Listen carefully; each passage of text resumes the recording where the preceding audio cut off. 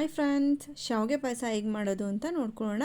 ಮೊದಲು ಒಂದು ಪಾತ್ರೆ ಇಟ್ಕೊಂಡು ಅದಕ್ಕೆ ಸ್ವಲ್ಪ ತುಪ್ಪ ಹಾಕಿ ಶಾವಿಗೆ ಹಾಕಿ ನೀಟಾಗಿ ಸ್ವಲ್ಪ ಕಲರ್ ಚೇಂಜ್ ಆಗೋ ತನಕ ರೋಸ್ಟ್ ಮಾಡ್ಕೊಬೇಕು. ತುಂಬ ಸೀಸ್ಕೊಬೇಡಿ, ಸ್ವಲ್ಪ ಅಷ್ಟೇ.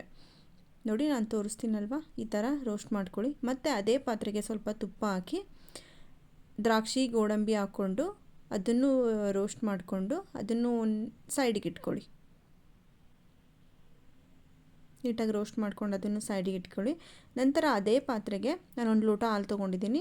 ಅರ್ಧ ಹಾಲು ಅರ್ಧ ನೀರು ಈಕ್ವಲ್ ಕ್ವಾಂಟಿಟಿಲಿ ಹಾಲು ಹಾಕಿ ಅದಕ್ಕೆ ಎಷ್ಟು ಬೇಕಷ್ಟು ಸಕ್ಕರೆ ಹಾಕ್ಕೊಂಡು ನಿಮ್ಮ ಟೇಸ್ಟಿಗೆ ಎಷ್ಟು ಬೇಕಷ್ಟು ಸಕ್ಕರೆ ಹಾಕ್ಕೊಂಡು ಒಂದು ಕುದಿ ಬಂದಮೇಲೆ ಹುರ್ಕೊಂಡಿರೋ ಶಾವಿಗೆನ ಹಾಕಿ ನೀಟಾಗಿ ಮಿಕ್ಸ್ ಮಾಡಿ 10 ನಿಮಿಷ ಸಿಮ್ಮಲ್ಲೇ ಬೇಯಿಸಿದ್ರೆ ಶಾವಿಗೆ ನೀಟಾಗಿ ಕುಕ್ ಆಗುತ್ತೆ. ನಂತರ ಅದಕ್ಕೆ ಹುರ್ಕೊಂಡಿರೋ ದ್ರಾಕ್ಷಿ ಗೋಡಂಬಿನ ಹಾಕಿ ನೀಟಾಗಿ ಮಿಕ್ಸ್ ಮಾಡಿದ್ರೆ ರುಚಿಯಾದ ಶಾವಿಗೆ ಪಾಯಸ ರೆಡಿ. ತುಂಬ ಚೆನ್ನಾಗಿರುತ್ತೆ, ಒಂದ್ಸತಿ ಟ್ರೈ ಮಾಡಿ ನೋಡಿ. ಚೆನ್ನಾಗಿರುತ್ತಲ್ವಾ? ಲುಕ್ಸ್ ಎಮ್ಮಿ ಅಲ್ವಾ? Thank you for watching. Bye bye.